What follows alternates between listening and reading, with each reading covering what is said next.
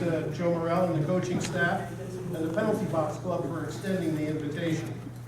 In particular, I'd like to thank Ginny Lynch, aka Ginny Abate, whom I've had the pleasure of knowing along with the rest of the Abate clan since our days growing up on Central Avenue. It was a very brave of Ginny to ask me to speak tonight. When accepting her offer, I inquired, what part of knowing me for the last 50 years or so prompted you to ever put a microphone in front of me? That's truly brave beyond compare, and I applaud your courage. I was asked to speak tonight about what it's like to be a Westie. Let me start by asking a simple question. When you meet someone from another town, Wallingford, Norwalk, Trumbull, and you ask them where they're from, what do they say? They give you the name of their town. We have a special place in this town. When someone asks you to identify where you're from, what do you tell them? You say, I'm a Westie. Being a Westie is something very special. Not many people know what it's like to have that inside here. It's in our DNA. There was no one prouder of that title, that distinction of being a Westie, than Michael Cavallaro. I met Mike when I was 16 years old, and we did all the normal things that 16-year-olds do in this town. Cars, girls, hanging around, sports, little sandlot football. Mike loved West Haven with everything in him. He embodied the true spirit of what it was to be a Westie, and was the kind of Westie we should all strive to be. Mike worked hard, often 2 jobs. He was so proud when he made the final mortgage payment on his home. One of the things that impressed me the most about Mike was his deep appreciation and enormous gratitude for everyone and everything in his life.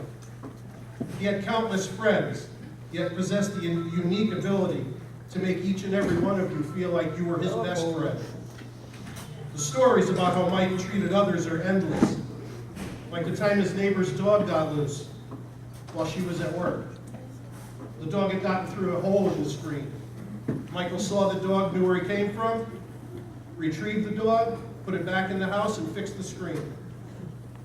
Michael truly was always going the extra mile to help someone. That was Mike. Mike wasn't about the grand gesture. He was about being a loving, devoted father and the consonant, I'll give you the shirt off my back kind of friend. He touched more lives in his 50 years than most of us could possibly touch in 2 lifetimes. His life was the yardstick we should all use when measuring success. When evaluating worth in all the ways that matter, Michael Cavallaro was the richest man I've ever known. As you all know, Mike was a huge supporter of West Haven hockey, and I believe that many of the lessons learned from being involved in this game ignites a Westie spirit that one carries with them their entire lives. It's certainly true of me. After all, hockey's a part of who we are in childhood, who we are now, and who we will be. I recall growing up in the West Shore. We had our gangs back then, but they weren't like the gangs we have today. Our gangs were roving street hockey clubs, and our only weapon was the twig. We had epic friendly games played on Central Avenue versus the Abate clan, Rosella, Kathy, Ginny, and Louise, where there was minimal bloodshed but nonetheless competitive. We had other types of games. We played against the Mohawk Drive clan. We played against the Holcomb clan and many other clans. That's who we were. We were hockey players.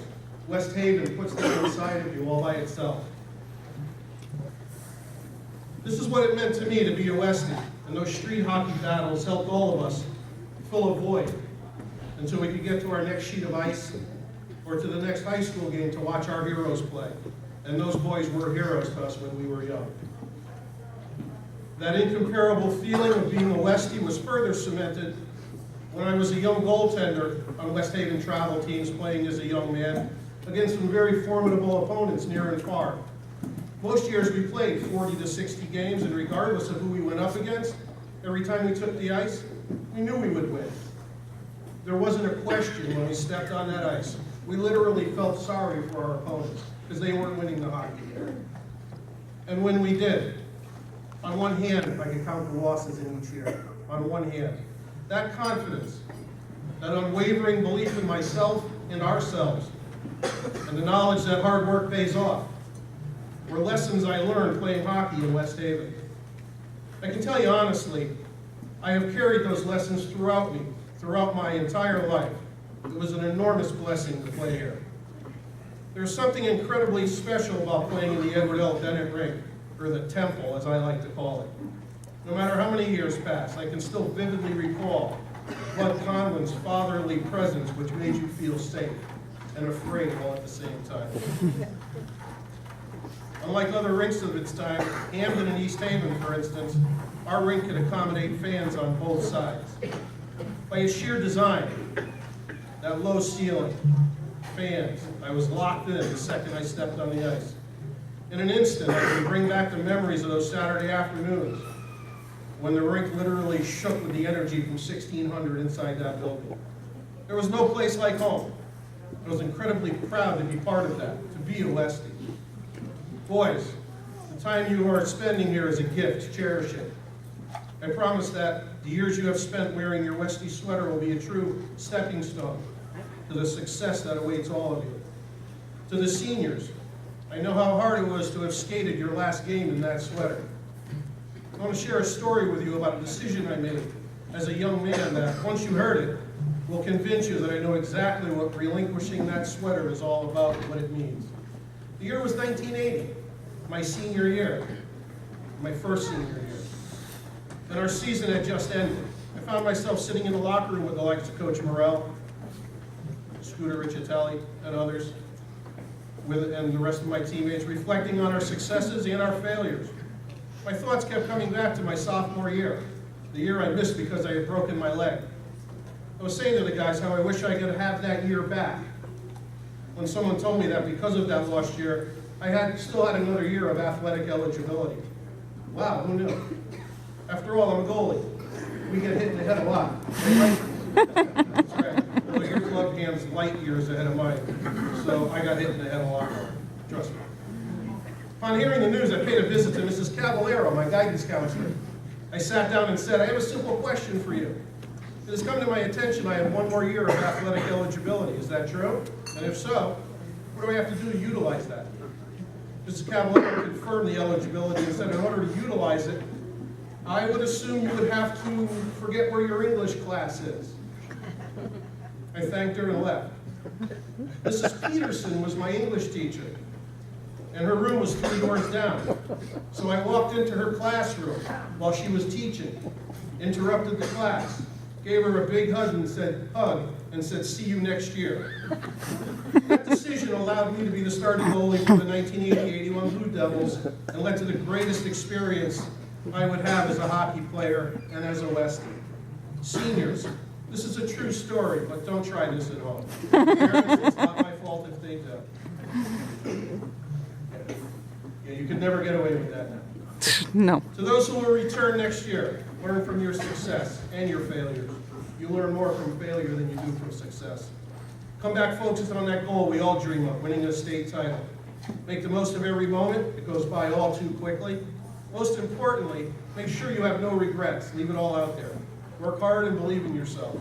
You can do it. You are Westies. In closing, I would like to say once again how privileged I feel to be here tonight and to have been able to share my thoughts and experiences with you. I was asked to speak on what it means to be a Westie, a true Westie. I can do no better than to bring you back to my friend Michael Cavallaro, who was taken from us much too soon. Someone who loved his family and his friends. Someone who was the kind of person we should all aspire to be. And someone who was loved in return because of his actions and words. If I were to look across my life and try to tell you what it means to be a Westie, quite simply I would say, be like that. Thank you very much for giving me